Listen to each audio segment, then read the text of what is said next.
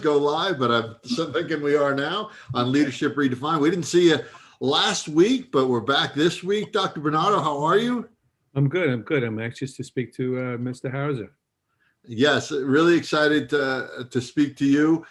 So we've obviously had a lot of people on this show, a lot of at different levels, corporate, K-12, higher education, you name it, we've had it. I don't know that we've had someone with your type of experience, Bob. And I'll let you explain your experience. You are a superintendent, so that's the obviously highest level in K-12, but you're in a unique district as far as geography and size. And I think we're going to get into that a little bit, but let you introduce yourself, and then we'll have a cool conversation around some of your leadership strengths and style and how you sort of approach the superintendency. Sure, and thank you. I appreciate this opportunity, and hopefully someone or maybe others will appreciate and maybe learn from my experiences here. So, like you referred to, I am superintendent of a very small pre-K through 12th grade school district out on the South Fork, east end of Long Island, about 15 miles from Montauk out here. The school district is only 9 square miles. However, it encompasses about 3 miles on the ocean. So the average waterfront, the value of a home on the water, on the ocean out here is no less than about $20 million. And if you come a little bit inland, the average price today with the rise in the market is about $3 million. So you can certainly find things a little bit less, and you'll certainly find homes upwards of $100 million easily out here. About 75% of the homes here are either investment homes or second homes. So the challenge we face right now is enrollment. Every time a home that's say valued at $3 million that was built maybe in the 50s or 60s is demolished, that's one less home that a family can either rent for a reasonable price or even purchase. So I've been here for 3 years now as superintendent, but I've been with the district for 11 years. So when I first started here, I was hired as an assistant superintendent for finance, for operations. And I would think, as most people might imagine, when you're in a small district, you do wear a lot of hats. We don't have many layers of management here. There's 4 administrators here, and then we go right down to our instructional staff and our non-instructional staff. So we have the same challenges any larger district might, same issues. We all operate under the same state education department guidelines, regulations, which change frequently. We may not have the volume of instances or situations, but we certainly encounter everything from homeless students to free and reduced price lunch programs to transportation problems and so on. So prior to getting to Bridgehampton, I was a math teacher, grade 7 through 12 math teacher. I got my start in New York City.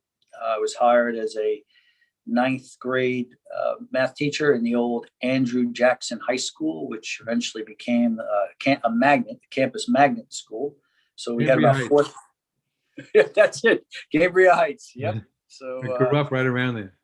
Wow, how it's changed. So that school had, believe it or not, about 4,000 kids, and it was literally four levels. So we had 4 separate high schools in one building that students from all 5 boroughs would apply to get in. It was not what they call a zone school, a zone public school. It was a public magnet school. So we had kids coming from all 5 boroughs. Some of them had 2-hour commutes just to get there by train. So that was a very interesting experience. And then I worked there for a year. And then I went out to the William Floyd School District, where I became a middle school 8th grade math teacher. Prior to actually getting into teaching, though, I was a certified public accountant. So I worked for a fairly large firm called Ernst & Young, way back in the day, Ernst & Winnie. So I have some experience in finance, I had some experience in numbers and math, and that's why it really gravitated me towards mathematics when I got in here. So I don't come to public education with the typical out of college at 22 experience. You know, I didn't get into education until I was about 32 years old. So I have that private experience that I bring here, and that's good and that's bad. The positive piece is, you know, from a management and from a leadership perspective, I feel my experience in the private sector helps.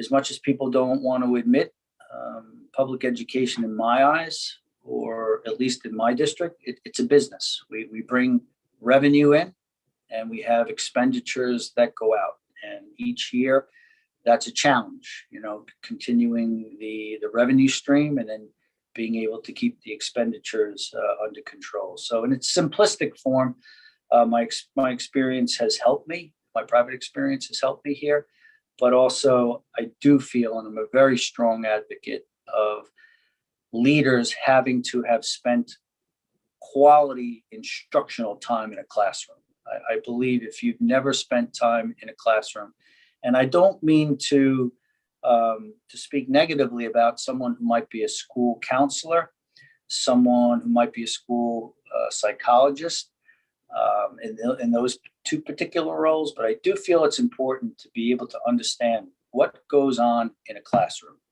and what are the expectations in a classroom. Certainly, the more experience you have grade level wise, from elementary to middle school to high school, that's of a much bigger benefit.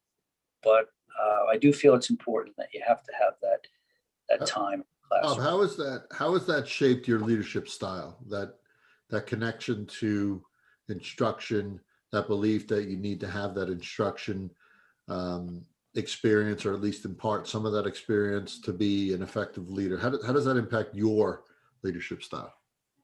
So, you know, at its very basic form, to be able to walk into a classroom and to do an observation, I find it would be difficult, in my opinion, to gain the respect of a teacher if you really had no idea of what the expectations are, of what it's like to be in a classroom, what it's like to handle certain types of students, whether they're gifted students or whether they're students who are requiring academic intervention services. You have to have that experience from a leadership and a management perspective, I feel, to really gain the respect of those individuals, those teachers who you are about to observe, offer constructive criticism, or be able to even appreciate someone who's doing a great job. And then I'll just take it one step further.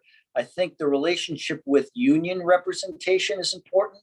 If you have never been in a classroom, I find it's at least this is my opinion, it's difficult to be able to work positively with union representatives if you're someone who's completely from the outside, who's, because you're going to have uncomfortable moments as a leader. You're going to have situations where discipline is involved, or you're going to have situations where maybe a tip, a teacher improvement plan has to be issued. And how do you do that if you haven't really spent time as a teacher? I don't think we hear those examples too often of people who've never spent time in a classroom. Have they been in public education? But I just feel from my leadership style, I would have a difficult time relating and gaining the respect of staff and unions if I didn't have that background. Sounds like, yeah, it sounds like it's well, it's an empathy thing, it's an understanding thing, it's a trust thing, right? All of those things are embedded in what you're talking about. Right. I'm also very interested in the probably, I agree with you, the unpopular sentiment that it's a business, right? Essentially running a school is like a business.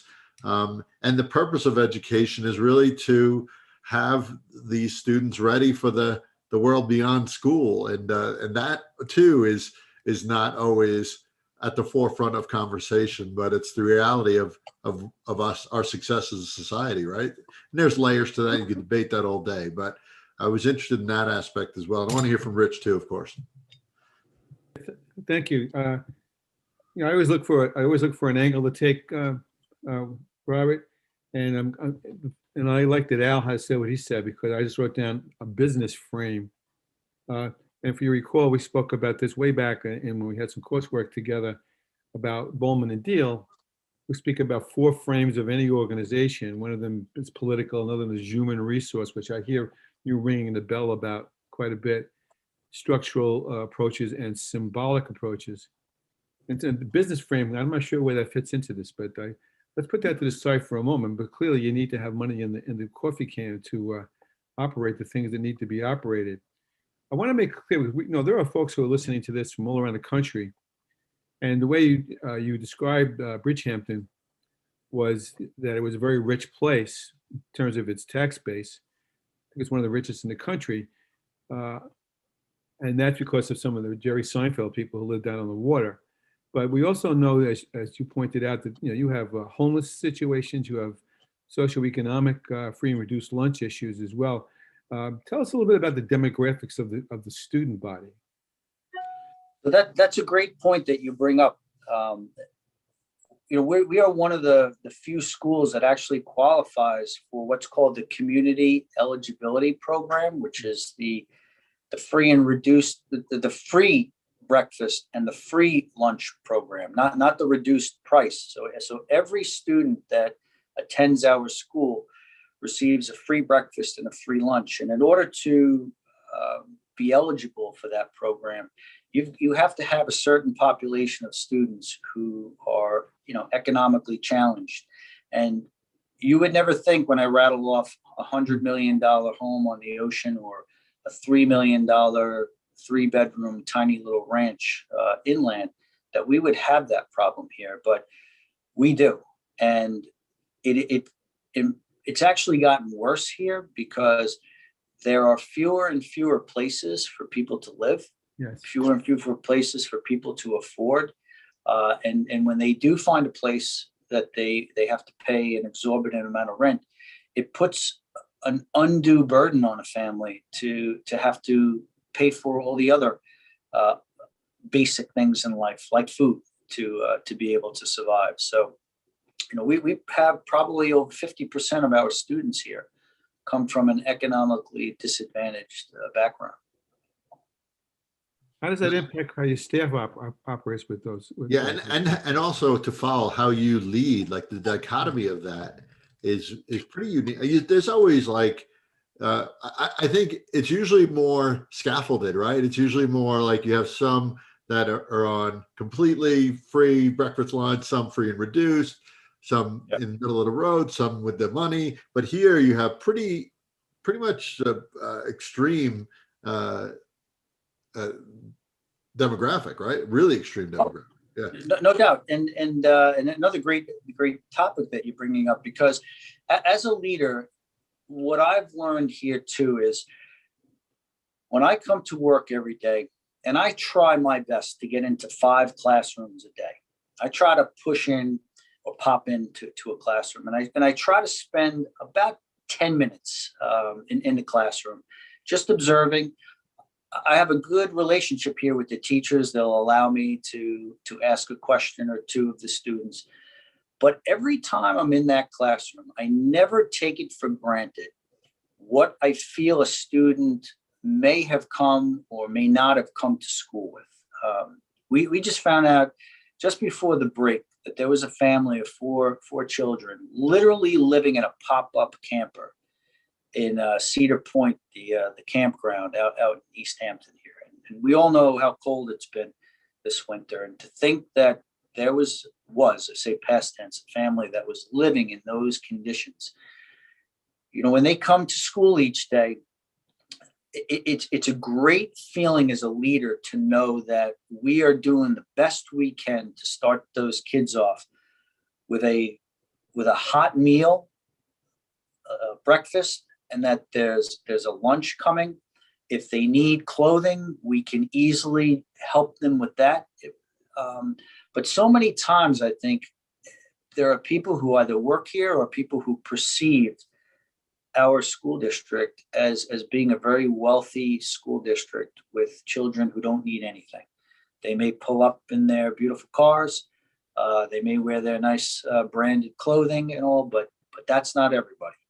And you've really got to be keen as a leader to look for those signs of students who are struggling, perhaps because of their poverty. It overlaps with that.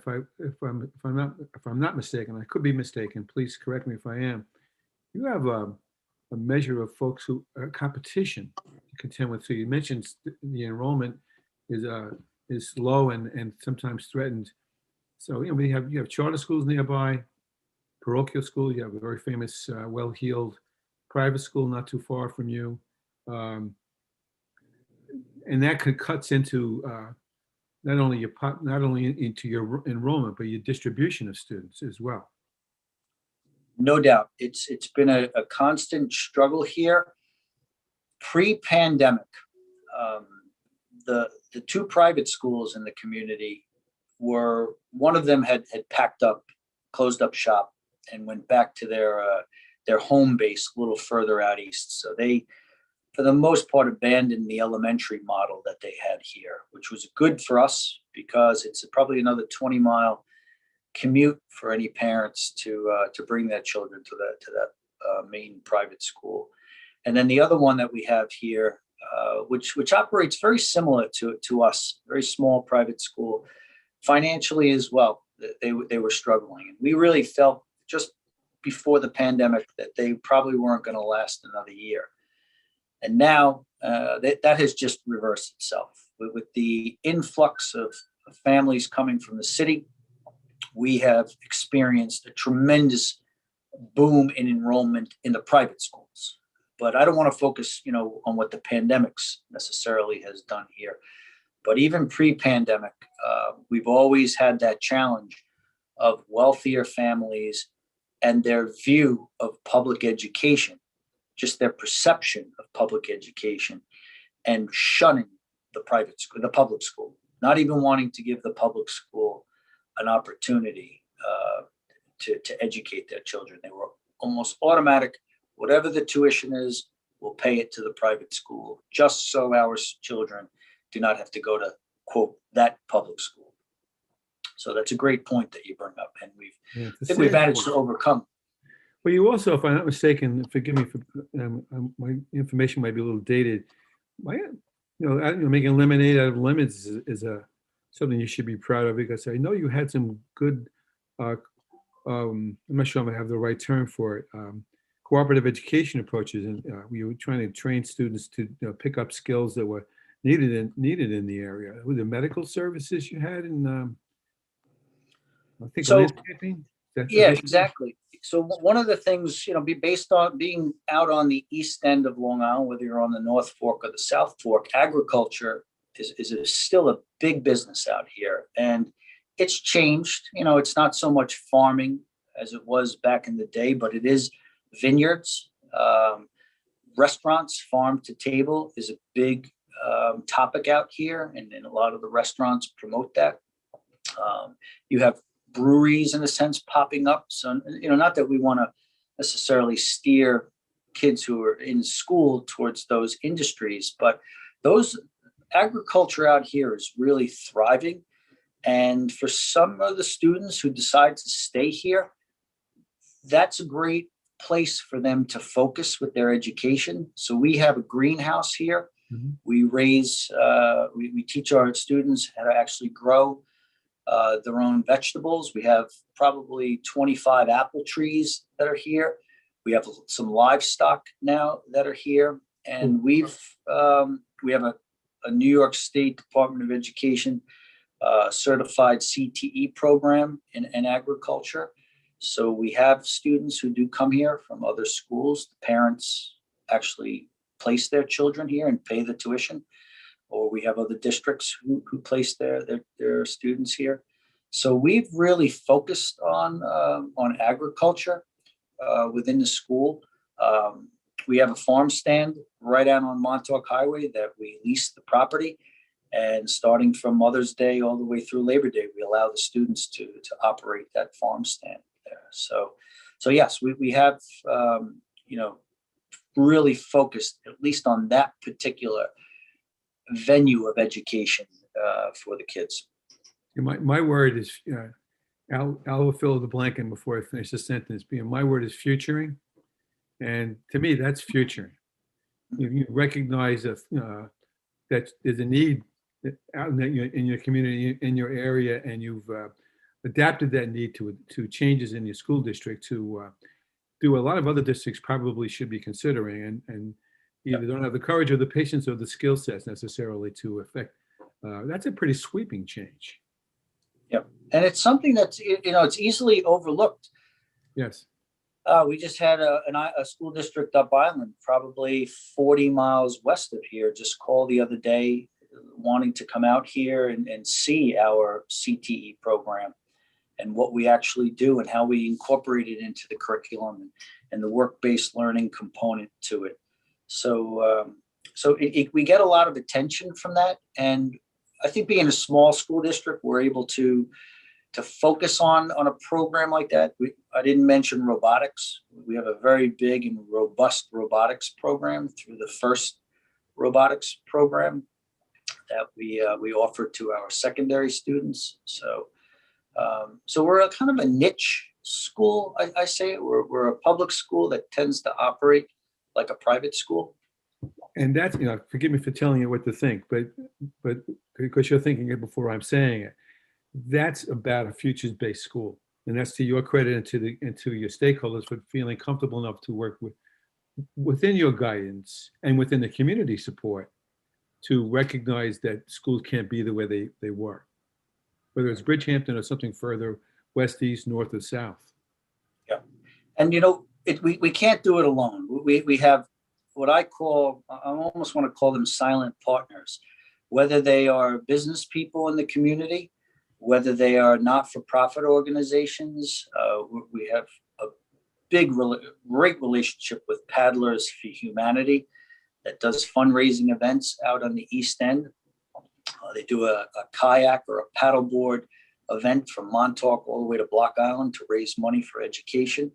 And they have even helped us start and maintain and even enhance some great programs here, such as robotics, such as our oceanography club, where we're able to partnership with SUNY, the Southampton campus, the maritime part of the campus out there in Southampton, to allow students to go out and tag sharks with the tagging equipment. So a lot of the things that we try to do here relate to almost a career once students leave our district. If they don't go to college, or even if they do, how would these different programs that we offer benefit them? And, you don't have to offer 100 programs. If you offer 3 or 4 quality programs, in my opinion, it's more meaningful, as long as you can dedicate the necessary resources and you can get the buy-in of the students and the buy-in of the community and be able to invite people. Our robotics program, you'd be amazed as to how we have retired teachers who come here at night to help the kids. We have partners, someone in Hauppauge School District comes out here to help us. And we have somebody who used to work at General Motors spends time with the kids. So sounds like, Bob, it sounds like we're going to finish up in just a few minutes here, but I'm impressed by your, obviously, the futures-based outlook. Your meeting, your responsiveness sticks out to me. Your responsiveness to the community, to the needs of your students, your dedication to connecting real-world experiences to education and having that as a bridge to what's beyond is really encouraging, to be quite honest. Rich, we see a lot and talk to a lot of different folks, and something like CTE is a bad word in a lot of places. The real world connection and that experiential piece is an afterthought at best in most places. for you, and correct me if I'm wrong, it seems like sort of the fabric of everything you're doing, an essential component. And we've all been in education for a long time, Rich, longer than both of us, right? But to have that dichotomy of the demographic that you have and the private schools infringing on your boundaries, and we know with a lot of money comes resources, but it comes power too, and there's a challenge in that as well, and navigating through that. That piece politically is probably a challenge too. So you have a lot of different things that, even though it's a small district, and oh, by the way, you're in New York, but most districts are small. Most districts are less than, say, 2,500 students, even throughout the country. I'm not sure everybody realizes that, but statistically, most are smaller districts. Maybe not quite as small as yours, Bob, but it's amazing to me that you're doing what you're doing. Even though it's small, there's still a lot going on there, and you still have the big problems that a larger district has, for sure. Rich, just a chance to kind of final thoughts, and then we'll give Bob the closing thoughts overall. Yeah, two words pop in, and these words you and I use a lot, Al. Here at Leadership Redefined, Bob, we talk about organic and we talk about synthesizing, and it just kind of, it gives me a, I don't want to get over dramatic with you, Bob, but it kind of gives me a little bit of a chill, a positive chill, to see that a district leadership and the community that supports that kind of leadership enables, promotes, supports, is open to some of those changes that you have there. I mean, lots of places have clubs and so forth, but it sounds like you have engendered within your own strategic plans over there has been really forward thinking. And a lot more people should be coming out to Bridgehampton to see that, rather than the ocean. See what you're doing out there. You can make a dissertation out of that. Well, closing thoughts, Bob, from you? And we'd love to have you back on again, of course. We always say that to those guests that we enjoy speaking to. But any closing thoughts or remarks from you? And thank you overall. Yeah, no, you're welcome. My pleasure. Just to summarize, I would say from a leadership perspective, I think to be an effective leader in education today, you have to support programs. And I don't mean just giving a nod or saying, yes, I support a program. As a leader, you have to actively support that program. Yeah. When a teacher comes up with an idea, you have to help that teacher.